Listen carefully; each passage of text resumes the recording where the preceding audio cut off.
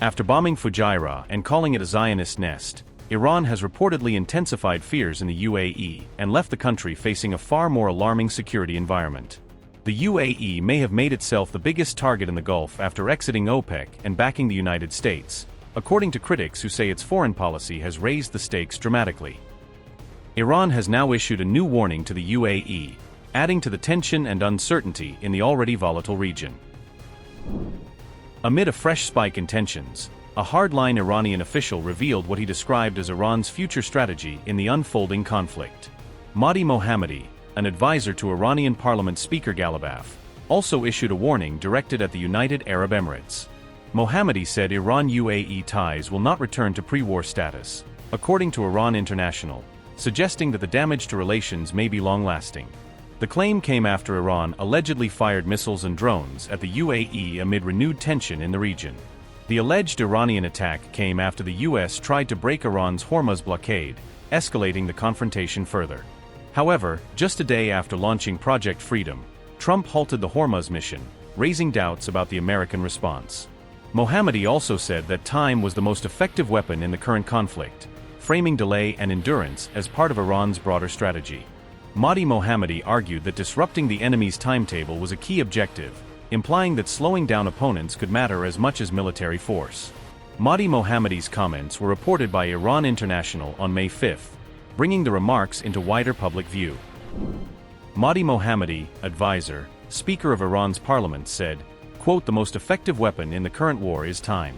Taking the war out of the enemy's timing is the strongest weapon that must be employed. What you're seeing is Trump being thrown off balance because the scheduled time for the war for him is nearing its end. In the limited window ahead, the initiative lies with Iran, and the enemy's cards are on the wane." Unquote. Meanwhile, attention remains focused on Iran's attacks on Fujairah in the UAE and on multiple cargo ships, as regional tensions continue to build.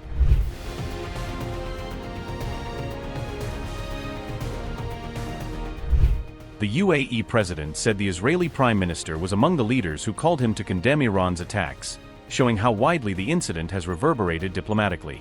The UAE recently exited the oil cartel OPEC in order to increase its oil output and ease pressure on prices, marking a major shift in its energy strategy. Iran has firmly denied any involvement in the reported missile and drone attacks targeting the United Arab Emirates on May 4. An Iranian military official stated that Tehran did not strike the UAE or its oil tanker operating near the Fujairah port. Instead, the official alleged that the incident was part of a false flag operation carried out by US forces in the region. The attack reportedly caused a major fire at a UAE energy facility and left 3 Indian nationals injured. Iranian sources claimed that the United States was responsible for the incident, according to reports carried by IRIB.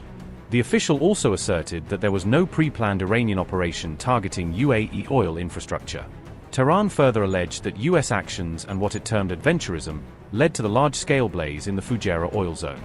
However, the UAE rejected these claims and directly accused Iran of conducting the aerial strikes. According to the UAE Ministry of Defense, multiple projectiles, including ballistic missiles, cruise missiles, and drones, were launched from Iranian territory. Abu Dhabi also provided an updated account of injuries sustained since the beginning of the US-Israel conflict involving Iran. UAE Ministry of Defense statement said, and I quote, "UAE air defenses engaged 12 ballistic missiles, 3 cruise missiles, and 4 drones." The Ministry of Defense announced that on May 4, 2026, UAE air defenses engaged 12 ballistic missiles, 3 cruise missiles, and 4 drones originating from Iran, resulting in 3 moderate injuries.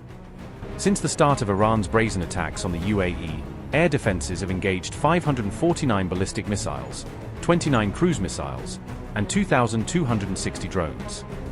This brings the total number of injuries to 227 cases, from multiple nationalities including Emirati, Egyptian, Sudanese, Ethiopian, Filipino, Pakistani, Iranian, Indian, Bangladeshi, Sri Lankan, Azerbaijani, Yemeni, Ugandan, Eritrean, Lebanese, Afghan, Bahraini, Comorian, Turkish, Iraqi, Nepali, Nigerian, Omani, Jordanian, Palestinian, Ghanaian, Indonesian, Swedish, Tunisian, Moroccan, and Russian.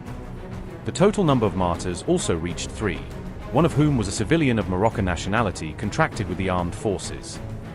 While the total number of civilian deaths reached 10 from the following nationalities: Pakistani, Nepali, Bangladeshi, Palestinian, Indian, and Egyptian, end quote.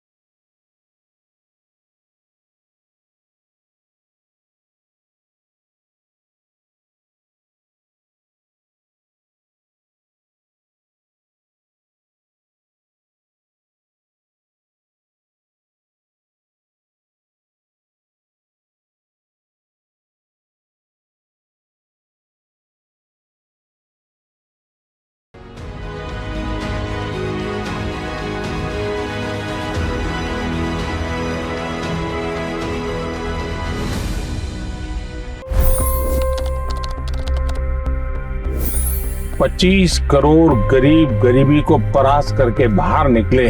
For the good of our nation, let's work together and let's truly make America great again.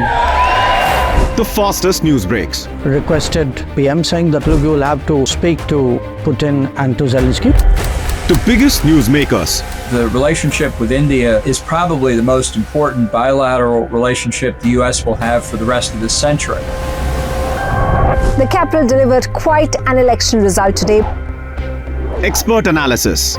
The million-dollar question today is how to stop this dance of death. Ground reports.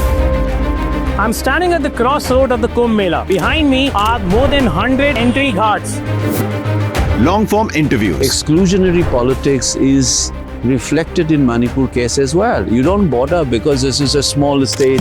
Deep dive into burning issues. It's often said DRC could be the richest country in the whole world. It's because of what sits underneath. Why exactly did the US topple the Sheikh Hasina government? HD videos. We don't just break news, we break it down.